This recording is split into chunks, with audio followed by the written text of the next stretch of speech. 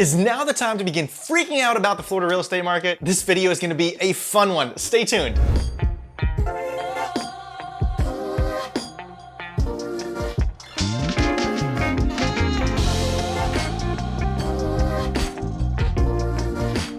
What's up guys? My name is Matt Light. Welcome back to my channel. Before I jump into anything, I just want to pause and say thank you to all of you that watch my videos. I started making videos a little less than 2 years ago with the goal to bring valuable content to people to help them gain more knowledge on how to navigate the real estate market as a buyer or seller and help educate people on new construction communities and kind of how to purchase new construction homes here in Sarasota. So thank you so much for choosing to take 5 to 10 minutes every week to watch my videos. And if this is your first time watching today, would you consider hitting the subscribe button on my channel?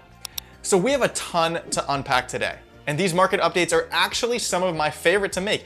I love analyzing the data and the numbers because I think it's a great way to help predict what's gonna happen in the future. And today, I'm gonna organize this video by talking about what are the most recent numbers in terms of pricing, inventory, and time on market. This is then gonna help us determine if we're in a seller's market still, or if things are beginning to shift to a more buyer-friendly market. Next, I'm gonna talk about purchasing power in terms of interest rates, right? And how that's changed over the past year. And then finally, I'm gonna close it out by comparing what has happened over the last 9 months of 2022, and then zooming out to what has happened over the last 2 years since COVID in terms of pricing. And I think that this is gonna surprise a lot of people. Now, I break Sarasota down into 8 different areas. I actually have all of these on my website broken down as well to help buyers like yourself search a lot more easily than on Zillow or Redfin and Realtor.com. And then I've got my PDF market update download, and you can actually download that and you can see these individual areas and their selective markets just broken down. Here's what that PDF looks like, and I'm gonna drop that link in the description below. We've got the Islands and Keys, west of the trail, east of I-75, Palmer Ranch, Lakewood Ranch, North Sarasota, Central Sarasota, and Downtown Sarasota. Now these numbers I'm gonna read to you right now are the overall market for single family homes in Sarasota. The median price is up 26% from last year, and it's now $564,000. Active inventory is up 97% from what it was last year. On average, we have about 1,200 homes on the market at any given time, whereas last year it was just over 600 homes on the market. Now let me interpret this for you, because that number of a 97% increase sounds like the biggest piece of clickbait in the entire world. So let me interpret that. For the last 2 years, builders, and we have a ton of new construction here in Sarasota, but builders here in Sarasota have rarely put their inventory or their numbers into the MLS. Now the MLS is the multiple listing service, and that's where the Realtor Association pulls all of its data. Today, builders are adding pretty much all of their inventory to the MLS, so you're literally talking hundreds of new listings. Let me show you what I mean.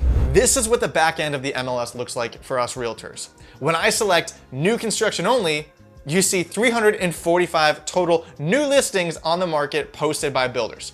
Now, over the last 2 years, this would have hardly had anything showing up. Moving on to days on market, properties have been sitting on the market for 179% longer this time than what it was last year. But hold your horses, it's gone from 4.6 days on the market to now 13 days on the market. Finally, closed sales is down 23% with 1,257 closed sales. So what's the point of some of these numbers? Like, why does 1,257 closed sales even matter to you? You probably have no idea what that means. This can help us determine the month's supply of inventory.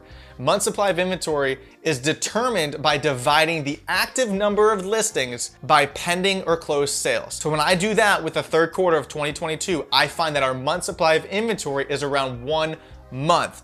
Keep in mind, we use month supply of inventory to determine if we're in a seller's market or a buyer's market. And a balanced market is 6 months. Anything under 6 months would mean that we're still in a seller's market. So with 1 month supply of inventory, we are still in a seller's market. Well, let's talk about purchasing power. The elephant in the room lately seems to be the aggressively increase of interest rates.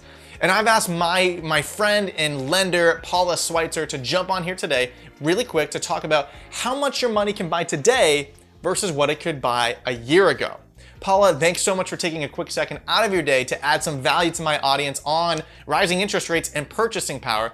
So tell us, what has happened in the last year, and give us an example of how far someone's money can go in today's market if they're financing? Absolutely. Thanks for having me, Matt. I appreciate it.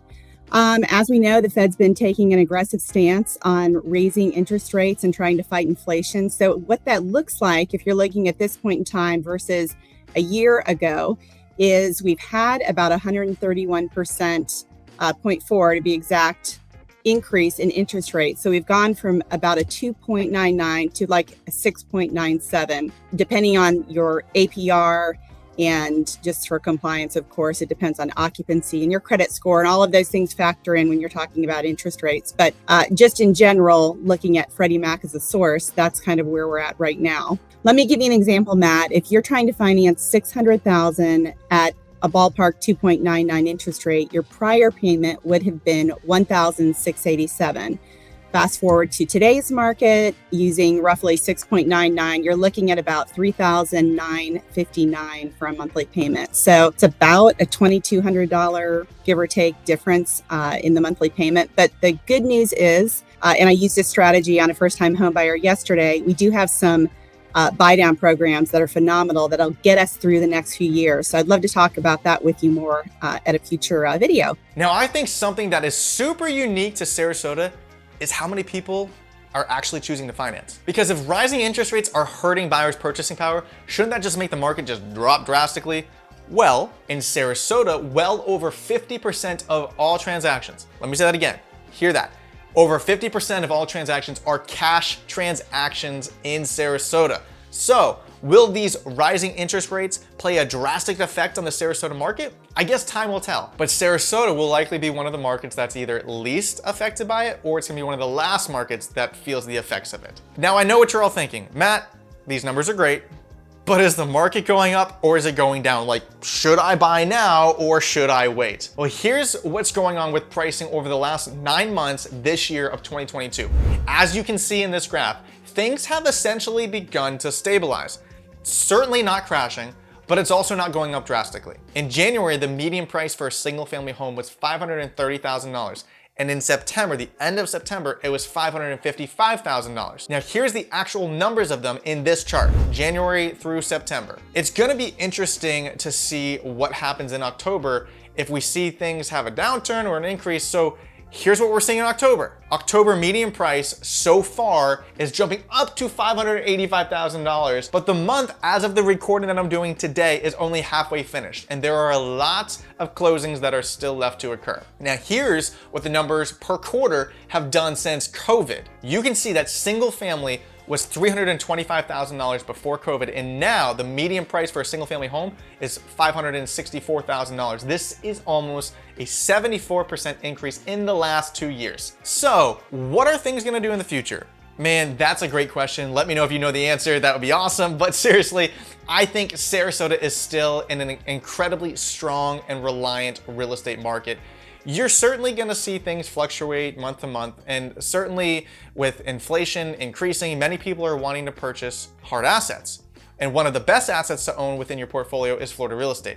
So as of now, I'm not seeing a drastic market crash like other people might be saying, but we're also not gonna see a 20 to 30% market increase moving forward either. Wow, that was a ton of information, and thank you so much for, again, taking the time today to watch. And if you liked this video, would you do me a favor and hit that thumbs up, hit that like button, leave a comment so we can interact. And if you wanna jump on a call with me to talk more about what the market's doing within a specific Sarasota area, here is all my contact info. I would love to help you and your family navigate this real estate market.